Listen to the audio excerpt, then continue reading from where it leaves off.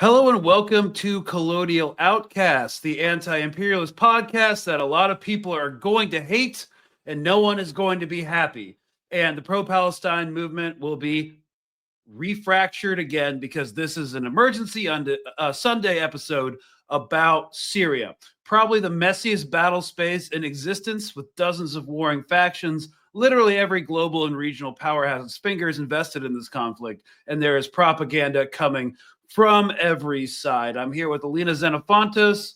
I tried getting a Syrian journalist on here, but he didn't want to put his face on this for obvious reasons. But I have some stuff to read from him and from some other people in Syria and who also would not want to be public right now. Anyways, yay, it's Sunday. This is a truly awful situation. How are things? Terrible. It's terrible. I mean, it's bad when, we're recording on a Sunday and I even, it's emergency situation. We even had to use my mobile phone, but it has to be done. Bad. Yeah. So yeah. So just bear with Alina's audio. She's going to make a concerted effort to speak slower this particular episode, just because of the audio quality. So yeah, we if you're trying to listen to her so you don't get Alzheimer's later on, this is not going to be the episode for you. All right. So okay, well let's get started. Because I just wanted to make a couple notes because I'm critical of the HTS transitional government, which is ostensibly meant to be transitional, even though Jolani said elections would take up to 4 years to organize. I'm apparently an Assadist because I still call Jolani and not his reformed name, Al-Shara. I'm an Assadist, even though, when I was in 2nd Ranger Battalion, I was totally ready to conduct an airfield seizure of Damascus International Airport. We're not even going to get into it because, I go off verifiable history, which is why I don't trust him or trust the government, and recognize that Jolani was a Syrian who joined al-Qaeda to fight in Iraq and ended up as a close associate of al-Zarqawi, the AQ head honcho, eventually the AQ head honcho in Iraq at the time after negotiations with Osama bin Laden. And Jolani was captured by U.S. Special Operations Forces in 2006 and was miraculously released in 2011 at the onset of the Syrian civil war, where he was immediately tasked by Ayman al-Zawahiri, the former second general emir of al-Qaeda and the head of al-Qaeda after Osama bin Laden was killed, to establish al-Qaeda's mission in Syria. Look, guys, just saying, as a former special operations guy who had a top secret security clearance in this world during this time, even though I wasn't code word cleared for Iraqi operations, it's a little sus. And, all of a sudden this guy gets released from special operations holding and is instantly accepted back into the fold of al-Qaeda Central Command to fuck shit up in Syria. This is all a matter of public record, by the way. And if there's one thing we've learned over the past 20 years, it's that if you're a Salafi jihadist who's killed Americans in Iraq and you want to go legit and get into politics, the only way to really do that is turn CIA asset. I can't prove it. No one can. But the entire Western media apparatus did a messaging blitz to rehabilitate him into a, quote, moderate jihadi during the recent Syrian uprising. To the point where they even made him look like Zelensky, or at least, because he's a political animal, modeled himself to look physically like Zelensky, which was easier to accept by a Western audience already primed for that look. In that paradigm. So the same media apparatus giving political cover to Israel to perform a genocide rehabilitated him. So anyways, if I just wanted to bring this up, if you bring up these facts, you're an Assadist, who was a butcher. Honestly, at this point, who the F is an Assadist, really? 20,000 HTS militants with small arms and Toyota Hiluxes defeated the Russian-backed Syrian army, which had an air force, a tank corps, and artillery corps, because literally no one wanted to fight and die for Assad. The entire army laid down their arms. Now we're supposed to believe that the anti-interim government uprisings is by former military Assad loyalists who want to reinstall him now that he's in Russia and will never enter political life again. Insanity. But, there's a lot of bullshit flying around, and we're going to do our best to parse through it because it's actually just more complicated than that. I've talked to a lot of Syrians, and it is a mess. For context for the audience, Alina, the journalist who didn't want to come on, I'm just going to read briefly our conversation. It's pretty, he's very balanced, I think, and doesn't really take any particular side, which could be helpful before we break into what we really want to discuss. So if you'll give me another couple minutes, I'd just like to go through that. No I worries. basically just texted him, "Yo, what the f is going on in Latakia? These videos are atrocious." He replies, "There was a brief insurgency, now massive sectarian reprisals. SDF, the Kurdish Syrian Defense Force, aided the Alawite-led rebels, but it seems to have failed." Then I was like, "Yeah, now SDF is saying they're ready to work with Israel or something." He replies, "Jolani mobilized his men, but also civilians in Idlib were passed weapons to help and have committed civilian massacres, especially in the villages. Jolani canceled the amnesty agreements with former regime elements. It's really bad. Looks like it will continue until they completely put down the rebellion, beheadings, and everything." I asked, "Does this seem like a genocide operation?" He says, "I don't know if it constitutes genocide at this point." And then I replied, like, "They're nominally fighting an insurgency, but just using this as cover to cleanse the Alawites." He says, "But the intentions of many are surely genocidal." Yeah. And then he says, "Even thousands took refuge in the Russian airbase, but Russia was on the verge of an agreement with Jolani. So I'm not sure how long the Russian leadership will allow civilians to stay in the airbase. The Sunni sectarian groups in Idlib are blaming Iran, but this doesn't seem like Iran at the moment." Let's see. One second. He gives me a couple of Telegram channels to follow. They're mostly all propaganda, either HTS propaganda or anti-HTS propaganda. I reply, "So they all are. So is the SDF one. Also, Al Jazeera's reporting on this has been problematic, to say the least." He replies, "Yes, complete nonsense in defense of governments. All sides have bias, but this is obviously an awful series of massacres. The rebellion was a terrible idea, though, led by some bad characters also. People who are actually part of the former Assad regime. And we're going to get into that. So some of them have UAE funding. Many of Jolani's rank and files are still sectarian extremists. He has only 20,000 fighters, about 10,000 allies. So they draw from radicals who form paramilitary groups. Funnily enough, the Syrian Observatory of Human Rights has been really good in reporting on this so far, which is actually surprising. I have been reading them. The Syrian Observatory for Human Rights has had some problematic funding. U.S. Department of Defense or Department of State back in the day. And yeah, according to the SOHR, the majority of killings have been carried out by Jolani's security forces. Also, the Supreme Alawite Council called for federation, making things worse, where they'd all join in minority groups to resist the government and call for UN peacekeepers. Jolani fell into the trap. I asked which trap was that. He says, "To balkanize the country," exactly what Israel has been calling for. Look, guys, this is just an insane situation. There's a lot of factions, a lot of groups.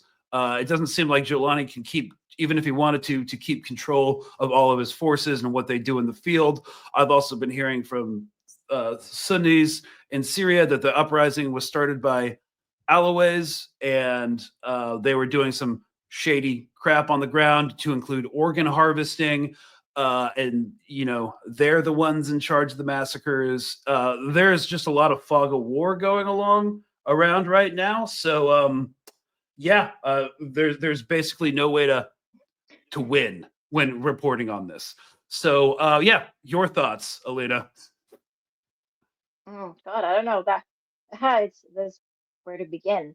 Yeah, I I know. mean, I look, know. listen, it's a difficult one in the sense of I, at the very least, have been one of those individuals that had warned when Assad had been officially overthrown, that the majority of the rebels, the vast majority of the rebels that we've seen sort of come into power and that were then absorbed into the new Syrian army, because as of the 20th of January, it was announced that all the sort of militias were going to be absorbed into a new Syrian army. And it's ubiquitous knowledge at this point, even acknowledged by sort of Western-funded think tanks such as the CSIS and the Atlantic Council, that the most powerful aspects of the Assad opposition over the course of the Syrian civil war were groups like Al-Nusra, which was what HTS was formerly known as, or also known as the Al-Qaeda branch of Syria. So these individuals, these militias were then absorbed into this new Syrian army. And these are obviously very radical organizations with extremist and fundamentalist views of establishing caliphates, etc., who were not going to be welcoming to the minority groups in Syria. And so I had argued pretty much from the beginning that we were possibly looking, once the fall of Assad would happen, and these particular groups were running rampant in Syria, that we would be looking at the possible balkanization of Syria. And we're sort of seeing that play out, because if we go back to the 8th of December, following the 8th of December, we were already seeing footage of massacres taking place in Syria, particularly towards Alawites and Christian groups, among others. And even, media outlets like the Cradle, Mint Press, and Red Stream, Red Stream Net had also verified these particular videos as being, legit videos. And these fighters, so-called rebels, some of them were even seen wearing ISIS patches. So when this began, it was very clear that sooner or later there was going to be some sort of counterinsurgency and retaliation. And this is essentially what we're now seeing. So, obviously we can break this down. I don't want to go on an extensive monologue, but the way I see it is this. What's happening in Syria, we saw the overthrow of Assad by rebel groups that were fundamentalists, rebel groups that are associated with ISIS, Al-Qaeda, that were radical in their ideology. They took power. From the day they took power, we've been seeing systematic attacks against minority groups. It's been ongoing. And we're now seeing the retaliation taking place by the Alawites and by other communities who try to push back against this particular rule in Syria that since its inauguration has been very questionable. And interestingly, I had also stated, and it was actually echoed by Israel, that eventually this would lead to the calls for international communities to intervene, therefore establishing UN peacekeeping forces, and to sort of turn what I call the time Syria into like a sort of West Bank, where Syria is going to be divided into multiple sort of confederations or principalities that will be monitored by external forces. And actually, Israel had actually pitched that plan back in January. Israel had actually stated that this would be the ideal sort of scenario for Syria. And now we're actually seeing that play out with actual members of the Alawite community essentially calling for something similar, which would give, I guess, foreign actors, whether it be from the West or the Gulf states, a huge foothold in Syria. And this would effectively balkanize Syria. It would diminish Syria's autonomy. It would demilitarize Syria, which we've also seen Netanyahu call for the demilitarization of Syria. And that would have detrimental impacts on Western Asia, including, the resistance factions, and is going to manifest rather extensively into neighboring countries, particularly Lebanon. It's going to have impacts upon Hezbollah and the overall geopolitical and economic realities around the world, because Western Asia is a very fundamental, it's a central point when it comes to economic control and dominion due to its resources and its central location in terms of trade, both in, at this point, high-tech trade, but also obviously trade in your regular goods and energy. So this was, in my humble opinion, to be expected, at the very least. Yeah. So, well, what that actually kind of looks like, I got messaged this last night from a different contact. Just spoke to a contact with family in Hama. Huge massacres, thousands. Some are saying as many as 7,000. They slaughtered everyone they saw from minorities. Even Sunnis started trying to defend them. They killed them too. It's horrifying. They murdered pharmacists, doctors, teachers, anyone they could get their hands on.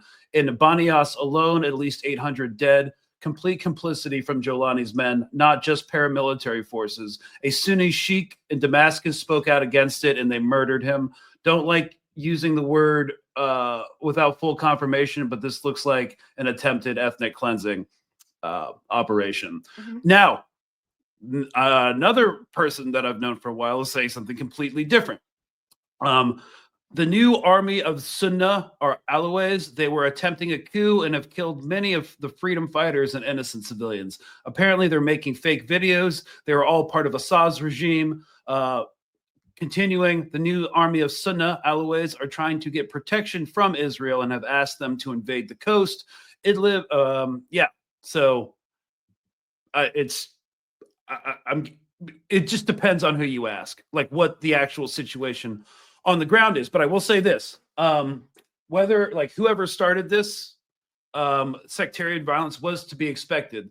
And even if you want to put all of this, the onus of the outbreak of violence on Alawis on the coast and quote unquote former Assadists or current Assadists, whatever you want to call them, they did so preemptively because they're terrified of that, of the hammer eventually coming down on them from the HTS government. So I don't know if there's any way out of this situation, and I think we're probably going to be looking at a second civil war. Okay, so all right, this is the particular issue I have with this take. If there were so many Alawites that were in support, or just generally, if Assad has so much support among the Syrian population, as you rightfully stated in your introduction, then we would have seen the Syrian armed forces actually fighting against the rebel groups in December.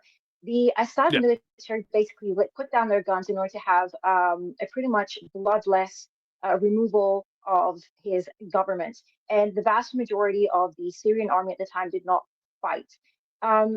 If, however, this is actually true, like this particular narrative that some people are trying to use in order to justify the HTS attacks that are currently taking place, then this would suggest that Assad was almost rather popular in Syria. I mean, this is the kind of logic that we're speaking about. It's in direct contradiction to the events that actually took place, but also to their initial arguments, where they were stating openly that the vast majority of Syrians were happy that Assad was overthrown. So if that's the case, then why are we seeing apparently thousands of people killed by Assadists who are loyalists? Furthermore, there's no evidence to prove at this point in time that these individuals are Assad loyalists, nor have they claimed as such. They're in their open declaration, I think they're called the actually I can't remember the name that they gave us, so something members council now. It's sort of, I'm sorry, the name has slipped my mind. But in their official statement, when they announced themselves as a counterinsurgency, they specifically speak about the overthrow of the regime and the unity, and to bring together the unity of Syria. They do not speak about Assad. They do not speak about bringing Assad back into power. This is directly the result of the sectarian violence that has been taking place since December. For anybody that has been following, this isn't particularly new. It has just escalated. I would even argue that the sectarian violence was almost to provoke a reaction, which is why some have argued that it would have been better if they hadn't given them that reaction, so that in order to justify this ethnic cleansing operation that is effectively taking place right now in Syria. And this actually serves Israel and its allies more so than anybody else, because at the same time, and I think a lot of people have also discussed this, but I will also bring it up. It's also incredibly fascinating to see that Israel has been essentially consistently bombing and expanding in Syria. They have demilitarized Syria. They have bombed 97% of Syria's military infrastructure, essentially that's defense infrastructure that takes decades to be able to establish, completely destroyed. They are taking and occupying vast territories, and Jolani and his new government haven't done a thing or said a word. And many of the arguments that we're hearing at the time is that, well, this is a newly formed government, a newly formed army, and they do not have the capacity to fight off Israel, but they had, because apparently of the ongoing civil war. What ongoing civil war? It was a stalemate, and then basically Assad had folded faster than you can imagine. So there wasn't even a particularly bloody civil war towards the end of Assad's sort of reign. So who were they combating? Nobody. But yet now all of a sudden, tens and thousands of this new Syrian military sort of command structure has mobilized within the western coast, and they seem to be targeting and killing apparently Assad loyalists, as they call them, in droves. And also, we're seeing high amounts of civilian deaths. So what I'm seeing is the Israeli occupation forces taking over key strategic areas in Syria, including occupying 40% of its water resources, Mount Hermon, which is crucial in terms of surveillance. And Jolani is not saying a thing, including Netanyahu just, I think, last week claimed and demanded that the south of the south of Syria is completely demilitarized. And Jolani hasn't done or said a thing other than call to the international community to basically tell Syria to, to tell Israel to withhold its operations. But he seems to have plenty of power to mobilize and attack Syrians within Syria. And I think this is very telling in of itself. And I also want to clarify one very fundamental thing, because one of the arguments that I have been seeing by media outlets such as Middle East Eye or Al Jazeera, which, as you said initially, have been reporting this in a rather questionable way. So one of the main arguments that we hear from a lot of individuals who are trying to justify the new Syrian government is that, well, the current establishment isn't HTS. We've also heard that Jolani and a lot of his officials are not HTS, that they've essentially separated themselves from HTS, etc. I think it's important to understand who HTS are, what their role has been in the Syrian civil war, and throughout the region. Because once you understand that, you'll get a very clear understanding as to the kind of militants that are running in the new Syrian army. So, as we know, Jolani was the leader of HTS, and he's also the leader of Al-Nusra. And I want to give a little brief overview here because I think it's important to understand. And the Al-Nusra branch was actually created and established in conjunction. It was a joint operation, if you may, between ISIS and Al Qaeda. Now, in fact, Baghdadi, who was he was sort of the leader of ISIS after 2010, following the fall of, I think was it Zak terrible with him, Zakiri, is that Zarqawi. And Zarqawi, there's that's Zach, it. and then Zarqawi, there's Zach Weary, which is Al Qaeda. Yeah, okay. There's a lot Al of Qaeda, exactly. similar names. Yeah. So the names are rather similar. But the leader, so Baghdadi had actually taken over in 2010, and actually it wasn't even labeled as ISIS at that time. It was known as the Al Qaeda branch of Iraq, which had originated in 2003. And initially, they were supposed to be just focused in Iraq, and it was actually funded by Bin Laden in order to continue operations in Iraq to counter, obviously, the war in Iraq at that time. And when the Syrian uprising had happened, they had in 2010, Baghdadi had decided to send some of his units into Syria, but this wasn't particularly to the liking of Al Qaeda at the time. But they tolerated it. But then what happened is that through funding, which we know there was a lot of money that was flowing through Syria at the time, particularly to opposition movements and groups. The group had essentially grown rapidly, taken vast amounts of territory, and it went on to become ISIS. And al-Nusra was essentially sort of established as a bit of a counterbalance at the time, but it was not even a counterbalance, but it was supposed to be like an independent party because there was some sort of, leadership, frictions between Al Qaeda and ISIS.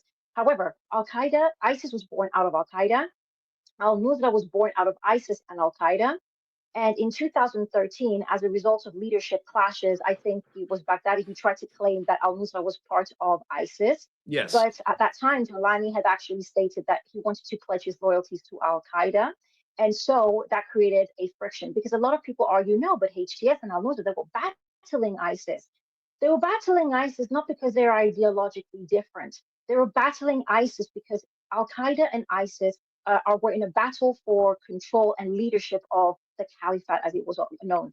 And so when Baghdadi sort of became the sole leader and sort of split from Al Qaeda, he labeled himself as the Caliphate, which means like the rule of the Muslim people. So you see, this is what the differences between the two are not in any way substantial. These are terrorist organizations that are fundamentalist and they are dangerous. And Jolani was very much a part of that. And if you start to look and break down some of the members of his administration, if you like, and I have their names written here so we don't make any mistakes. We have spy chief, which was Hassan Haddad. He was in Al Qaeda of Iraq. He actually grew in the ranks of the Al Qaeda in Iraq, which then went on to become ISIS, which he was a part of. and then became a part of al-Nusra and HTS. This person is now the spy chief of Syria. Then you have the foreign minister of Syria, which is al-Shaibani. He was also a part of HTS, as well as the justice minister, which is Shadi al-Waisi. He was a judge of al-Nusra, a judge, and he had overlooked and ordered executions throughout his reign as in al-Nusra. Particularly, there's even video footage online of him ordering the execution of women who apparently were I've seen a few of those videos. Like that. Yeah, those were verified. These are verified videos, by the way. This person is now the Minister of Justice in Syria. This is how deeply entrenched former Al-Qaeda and ISIS is in the leadership of Syria. And so now we're sitting here and we're questioning, when you have placed ISIS and Al-Qaeda in the leadership of a country, we are now genuinely questioning what did we expect was going to happen in a country with minority groups that are Christian, Druze, and Shia Muslims, and the Alawites, which are a fraction of which are sort of faction of Shia Muslims themselves. And we call them minorities, but it's so important to know as well that the vast majority of these minorities, when you cluster them together, make up almost half the Syrian population. So there was bound to be, we knew for a fact that this was bound to be violence, because in fact, ISIS, and one of the splits between one of the main sort of tactical differences between Al-Qaeda and ISIS, that ISIS was incredibly brutal and encouraged sectarian violence quite extensively, and Al-Qaeda was somewhat more, I guess, controlled when it came to that, and wanted to organize in a way in order to not completely split the sort of Muslim populations of both Iraq and Syria. So when these individuals have now sort of filtered into a state of power and governance and a part of an actual army, a state army, what did we think was going to happen? These things, we've been seeing them take place in Libya, Iraq, and Syria for the better part now of almost 2 decades. I will say that there is a concerted effort by Jolani and his government to kind of go legit. See, here's the thing about Jolani. He's like a political animal. He's betrayed every commander he's ever served under. He's betrayed kind of the ideology of it in every organization he's been under. And I think he just has lofty aspirations. Now, he did this interview where he said that he joined Al-Qaeda when he was 19 just to learn skills and enter political life. Dude, he was in Al-Qaeda for almost 10 years. Like, that's not just like a 19-year-old being like dumb, you know? Like he believed it. Or he might be like a sociopathic post-apocalypse leader who will do like whatever he can to hold on to power in whatever ways possible. But yeah, the main issue is whether or not you think that the HTS or rogue paramilitary groups that the government armed, because again, they only have like 30,000 troops. So they have a lot of paramilitary organizations, and whether or not you think they can't control their paramilitary organizations with former Daesh fighters, or whether or not you think it's state policy to commit these massacres, whether or not you think the Alawites started it in order to bring around a counterinsurgency operation, and you think they're just putting out a bunch of atrocity propaganda so that someone outs Jolani, or they try to get Israel in to help them, or whatever you think. His background is something you cannot separate from the equation, because every minority I've talked to in Syria has been terrified since the overthrow of Assad. Mm-hmm. They didn't like Assad in the first place. They didn't. Like, I haven't talked to a single. The only people I've ever spoken to who supported Assad thought he was a bastard, but he kept them safe from other elements. And like HTS taking power was one of their worst fears. So this was going. Whoever you think started it, this was going to happen. This was going to happen, and this is why the United States. This is the second segment. And why Israel are very pleased with the security situation in Syria right now. Mm-hmm. So, of course, Israel bombed, wanted Assad gone. It was the main weapons and intelligence pipeline from Iran to Hezbollah and the axis of resistance. They wanted him gone for a long time. They were also very scared for a long time of what would replace him. So they had a state policy of, when Assad fled and his army laid down arms, in order to control their border and what could threaten them in the future, they bombed all of Syria's military infrastructure. So all airfields, the only thing that wasn't touched was the Russian airbase on the coast and the port on the coast. Everything else was hit. So no tanks, not a lot of viable artillery. The Air Force gone. Now what they're doing, but they're still happy about it. They're still happy about it. And now what they're doing is they're using the narrative of them. At first, they supported this new government, but now they're using the narrative of them being ex-Al Qaeda to justify further occupation into southern Syria. Okay, this is what exactly I was about to say. When you look at the history of Al Qaeda, how it was created, I mean, Al Qaeda was obviously created as a means to, as the Mujahideen, in order to counter Soviet influence in Afghanistan. This is the origins. So, Yeah. what do we understand about this? A lot of these jihadist groups and organizations have been funded by monarchies like Saudi Arabia and obviously Israel and the United States, fundamentally because they either counter it was to counter the Soviet Union, or even to counter sort of red socialist movements, so to speak, from inaugurating, even in Western Asia, for example. I mean, and it succeeded because after the 1967 war saw significant losses for the Arab states.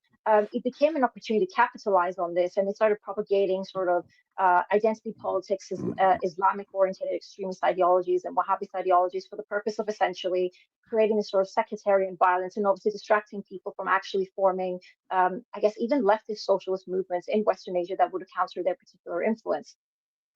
So these organizations like Al Qaeda, Al Nusra, HTS, they have heavy funding from the West, from Israel. We know this to be a matter of fact. Again, going back to 2012, we have WikiLeaks leaked emails where Jake Sullivan had essentially said, Al Qaeda's on our side in Syria. We had intelligence memos confirmed. Oh yeah, please go on, and then I'll finish. I just have to say one thing about that memo. If you read the whole thing, it's more like he's surprised that Al Qaeda was on our side. Everything else was going as expected, but that was kind of like an unexpected thing. And my personal interpretation of, well, first of all, Jake Sullivan's a dumbass, but and he should never have been the national security advisor. But I think he was just at that time kind of writing it like, oh, they're on our side, aka they're fighting against the Assad regime.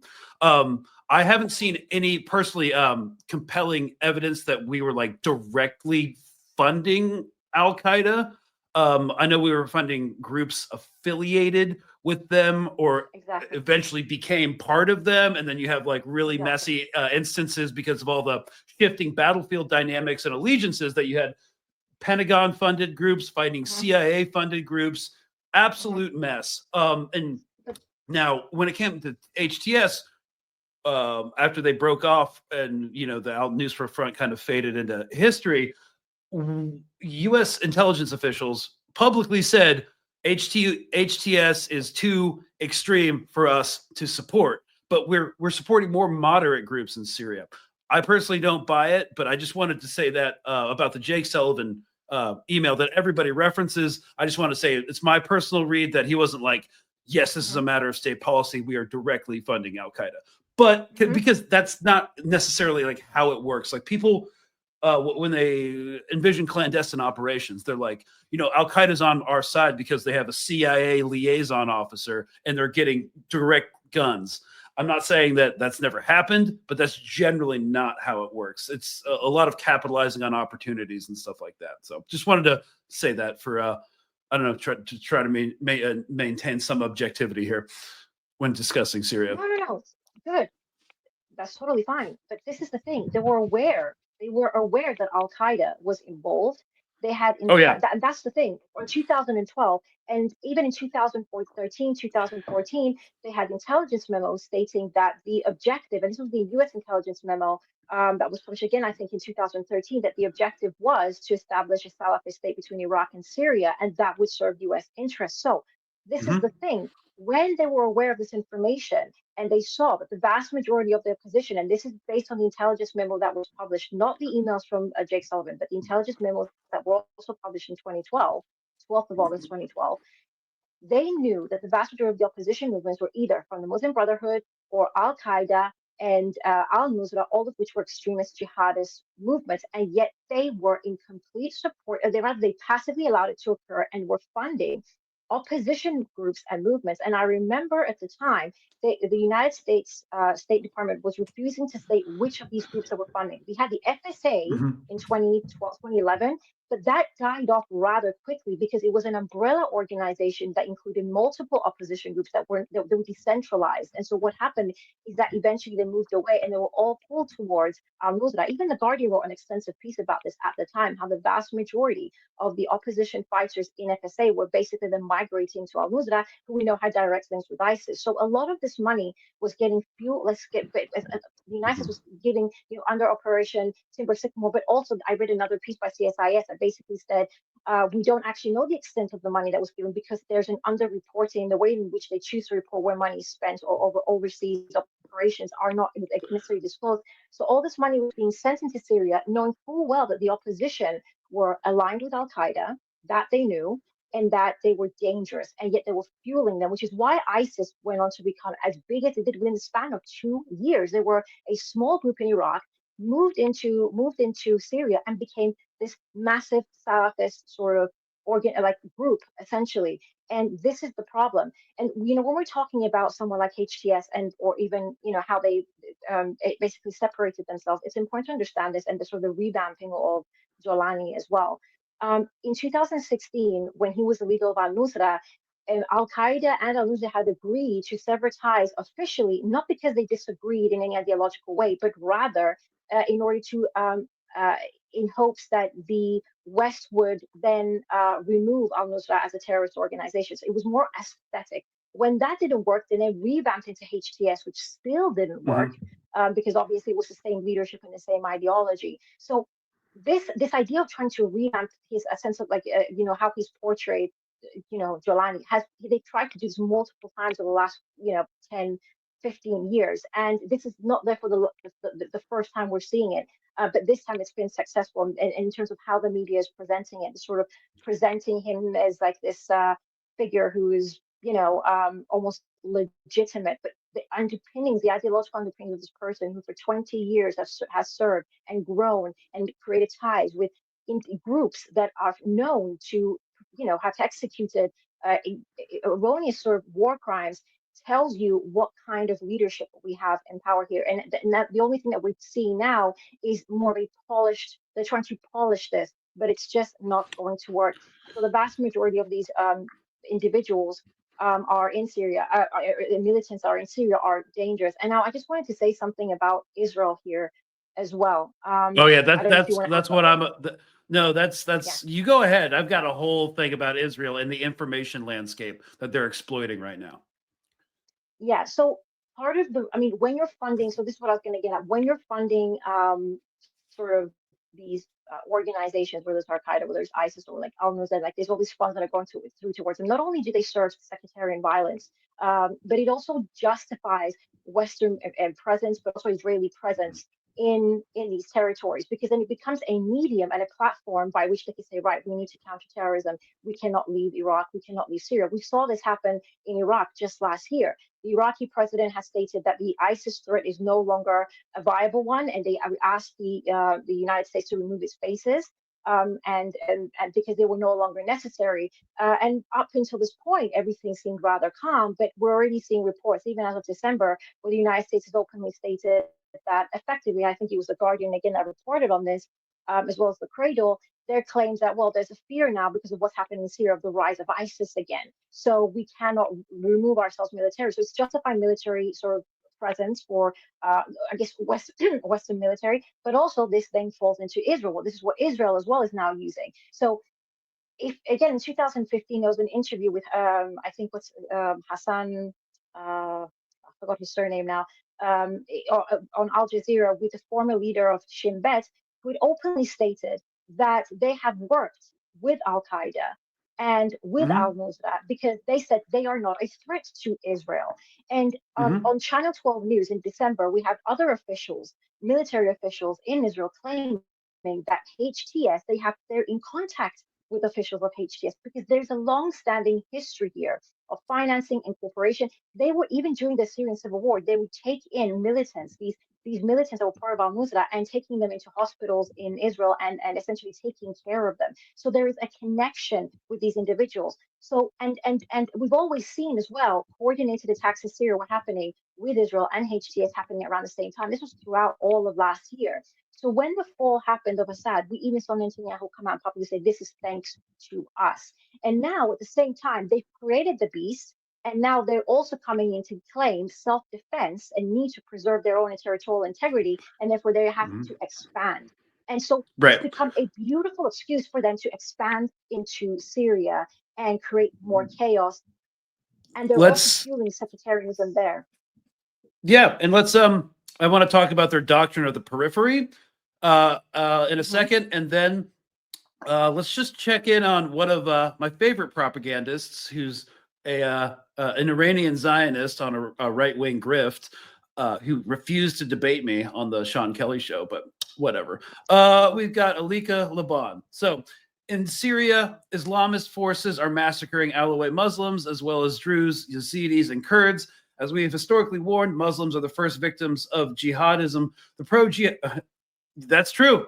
These groups will never attack Israel. They're only interested in sectarian stuff. So the pro-jihadist media is already justifying the massacre by referring to the victims as Assad's gunmen.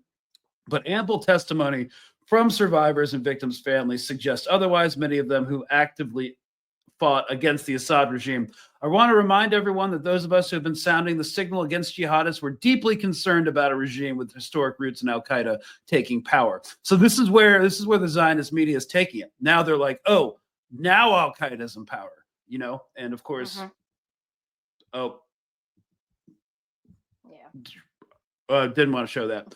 But yes, so I think one of the, I remember when the entire world was clutching its pearls, she continues, in outrage that Israel had captured the eastern slopes of Mount Hermon that straddles Israel and Syria to protect itself from potential instability and brutality of the incoming Islamist regime that is now indiscriminately massacring Syrians and forcing them to crawl across the floor barking like dogs. So, this is now because the regime is a certain way, and it has its origins where it came from. Sorry, a long weekend. I'm like fried. I haven't taken a day off. I'm not as articulate as I usually want to be. They're basically using this as justification for their campaign of defensive expansionism. This brings me to another thing I wanted to bring up. It's the doctrine of the periphery. This is something that I brought up with Alan Mizrahi in an interview not too long ago. And let me stop screen, present the screen again. Oh my God, I'm so tired. Here we go. This is something else. This is another dynamic that we have to consider. So the Alliance of the Periphery refers to a foreign policy strategy developed by Prime Minister David Ben-Gurion. In 1999, Meir Amit, the head of the Mossad, described it as an alliance with all the actors in the Middle East who are not Muslim or Arabs. So if they couldn't officially expand into certain regions, what they want is like little client states.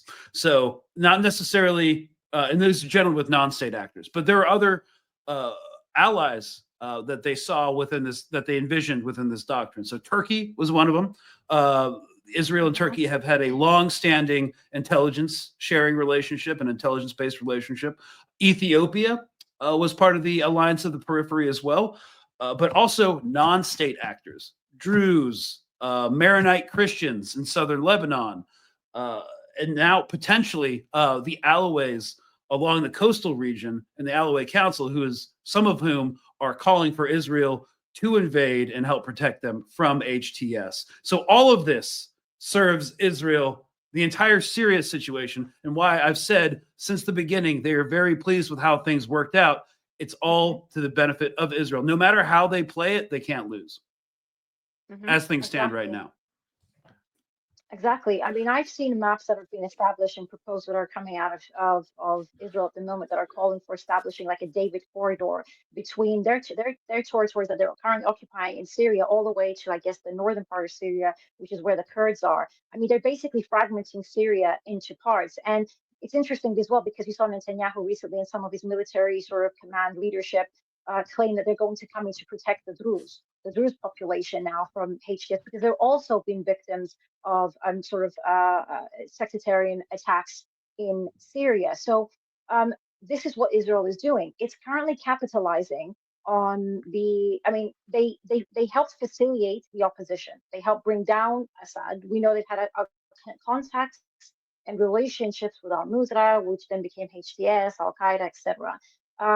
They put this entity into power in many ways by aiding it, and now they're using it, and they're even supportive of it when it first came to power. And like you rightfully said, they're now using it as pretext to state, well, we're going to protect the Druze because all of a sudden now Israel's also very concerned about the Druze. They're such a selfless state that they're going to continue their military operations and expansions.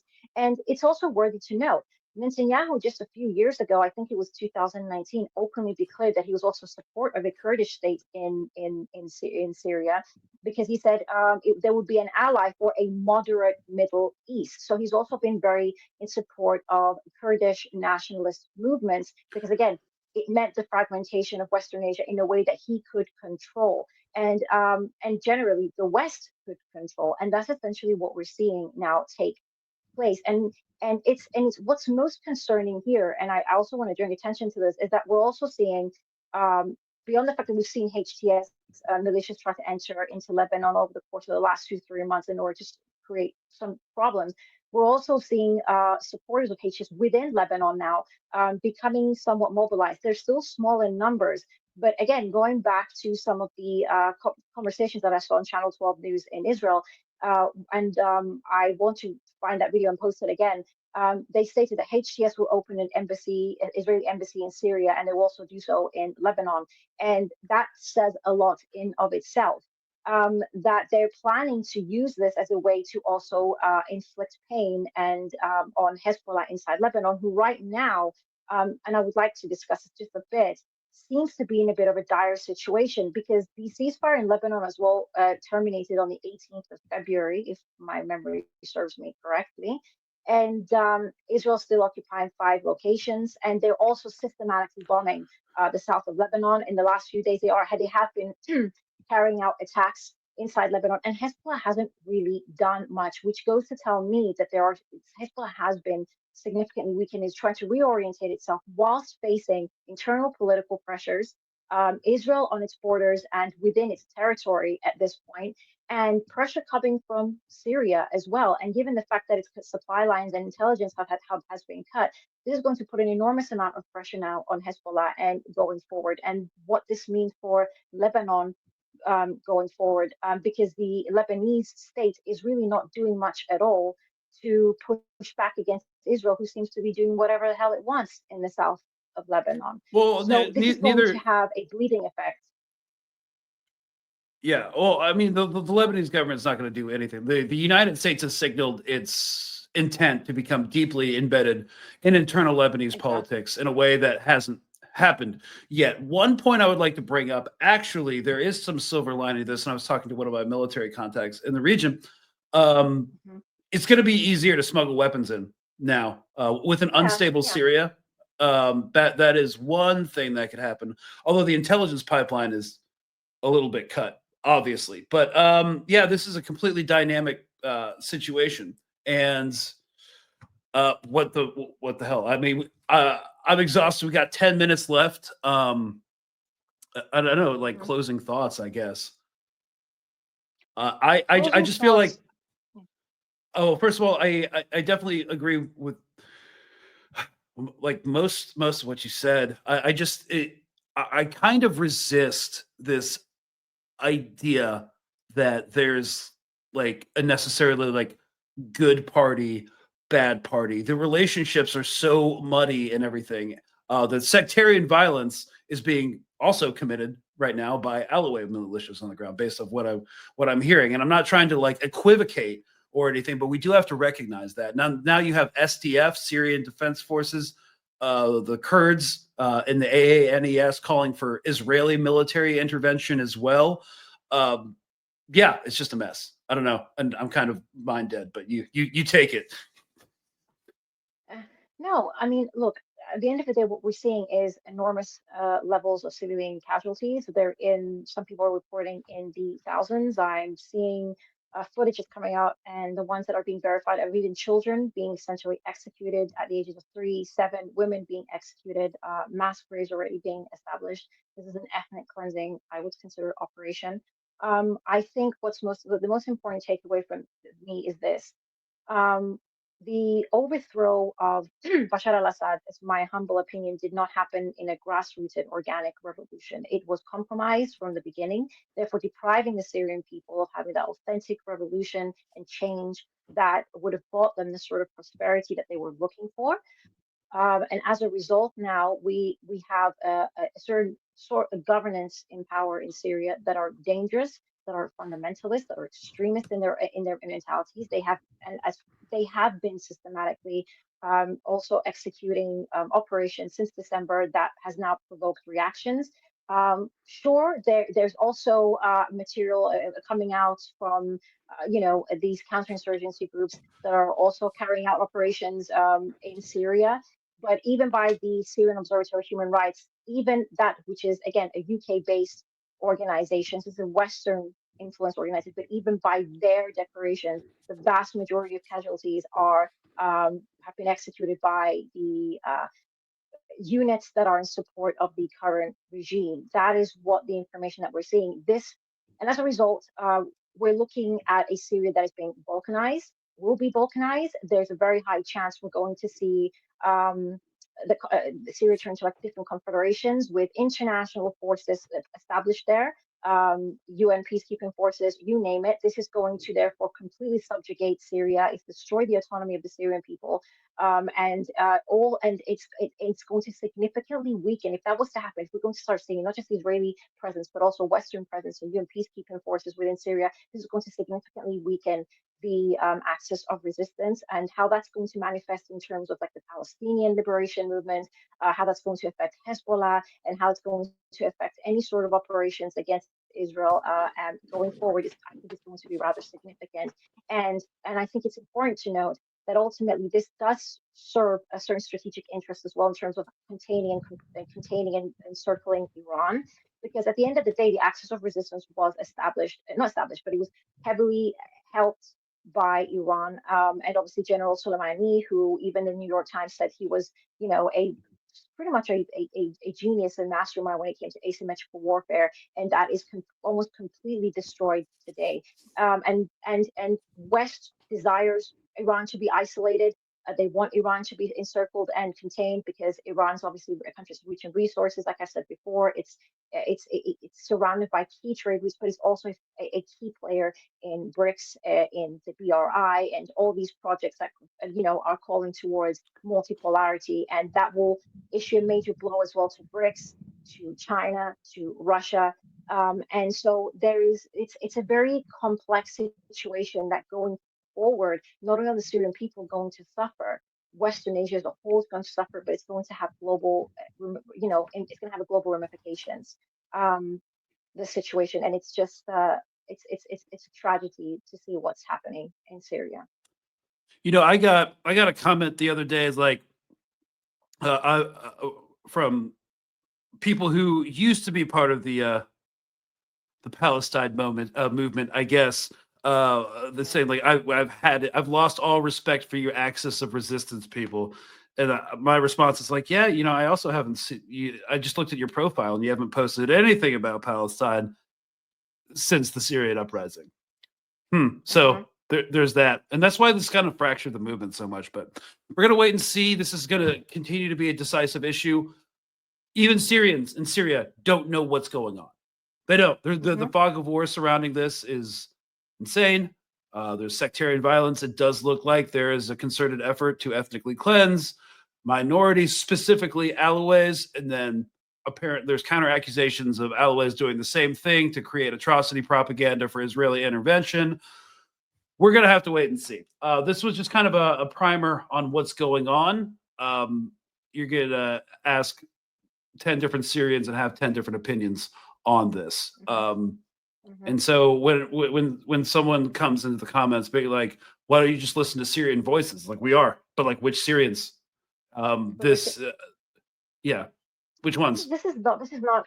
I'm sorry, but this is a bit. As I said this before, I'll say it again. This is sensationalist rhetoric. I could ask, you could ask somebody who's a MAGA supporter in the United Yeah, States who like, believes tell me that, about the U.S. immigrants Tell are the me biggest about the problem. U.S. government. Yeah, tell me about the Yeah, U.S. yeah, government, exactly. MAGA. Exactly. You could go to Germany right now, and also the biggest problems that Germany's facing is because of Syrians and, immigrants coming here, nothing to do with, sanctions or anything, or like, the Yeah. failing state of the European Union. So, I mean, sure, everybody has their opinions, but we need to be able to factually and accurately assess the situation in order to reach a conclusion to why people feel a certain sort of way. That's why, we'll always ask Syrians, but we must also, I think, try to analyze have more of an empirical analysis as to what's going on and keep ourselves as informed as possible, away from just people's personal emotions and opinions. We'll take it in whilst also considering the facts at all times. And also, at the end of the day, we are Westerners over here, or at least I am. Elena's not, but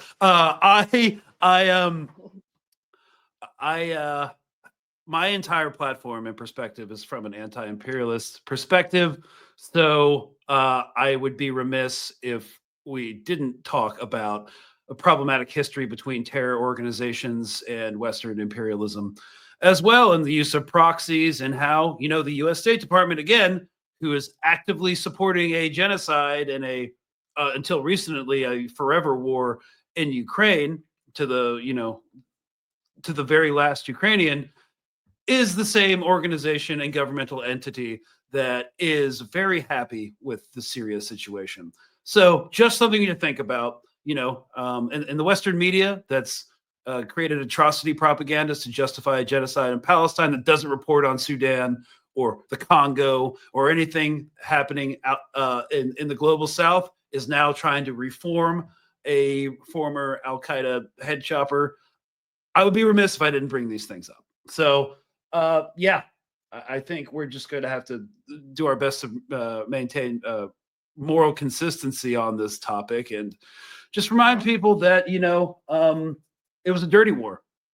The first Syrian civil war was a dirty war.